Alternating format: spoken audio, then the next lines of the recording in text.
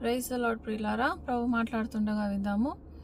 మనము అబద్ధ ప్రవక్తల దగ్గరికి వెళ్ళినప్పుడు దేవుడు వాళ్ళ ద్వారా ఎలాంటి మాటలు మాట్లాడతాడు చూడండి. మనం ఒకవేళ తప్పులో ఉన్నామనుకోండి, వాళ్ళు మనల్ని సరిచేయరు. ఒకవేళ వ్యభిచారంలో ఉన్నా, లేకపోతే ఏదన్నా దేవుని చిత్తం కాని పనులలో ఉన్నా, దేవునికి ఆటంకంగా ఉన్నా, లేకపోతే అవిధేయతతో ఉన్నా, సో వాళ్ళు మనల్ని కరెక్ట్ చేయరు. ఇంకా ఏమంటారంటే, దేవుడు అర్థం చేసుకుంటాడు, క్షమిస్తాడు, నువ్వు కొనసాగు, నేను నీకోసం ప్రార్థన చేస్తాను, అంత మంచిగా అవుతుంది, నువ్వు అనుకున్నదే జరుగుతుంది అని అంటుంటారు. సో ఇలా మనల్ని ఎవరైతే కరెక్ట్ చేయరో వాళ్ళు అబద్ధ ప్రవక్తలని గుర్తుపట్టాలి.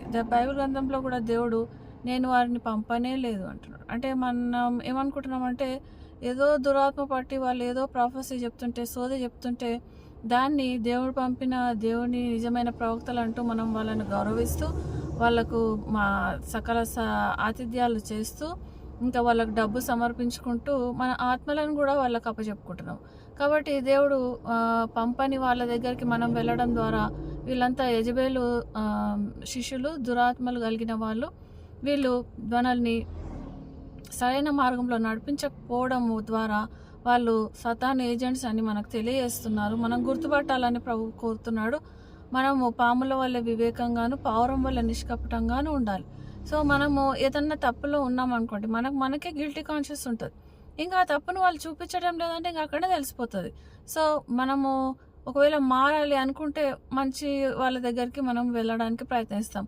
లేదు, నేను ఇలాగే పాపంలో ఉంటాను, పంది బురదలో పొర్లినట్టు నేను దాన్ని ఎంజాయ్ చేస్తాను ఆ బురదను అన్నప్పుడు మనం దొంగ ప్రవక్తలను ఆశ్రయిస్తాము. వాళ్ళు చెప్పేవన్నీ వింటూ ఇవే దేవుని మాటలు అనుకుంటూ మనం మోసం చేసుకుంటాం. కాబట్టి మనలో దేవుడు ఒక ఆత్మను పెట్టాడు. అది పుట్టినప్పటి నుంచే మంచి చెడు గుర్తుపడుతుంది. కడుపులో ఉన్నప్పుడే అది గుర్తుపడుతుందంట. అంటే ఏంటి, మనకు ఎవ్వరు చెప్పాల్సిన అవసరం లేదు. దేవుని చిత్తమా కాదా అని ఎవ్వరు చెప్పాల్సిన అవసరం లేదు.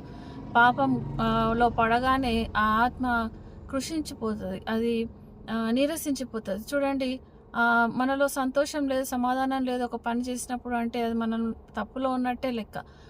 ఎప్పుడైతే నెమ్మది, శాంతి, సమాధానం ఉంటుందో, ఎప్పుడైతే మనము దేవా నేను పాపం చేశాను, ఐ రిపెంట్ అని ఎప్పుడైతే ప్రభు దగ్గరికి వస్తామో, మనకి ఎప్పుడైతే శాంతి, సమాధానం కలుగుతుందో అది నిజమైన పశ్చాత్తాత్మ తిరిగి వచ్చినట్టు మనం గుర్తించాలి.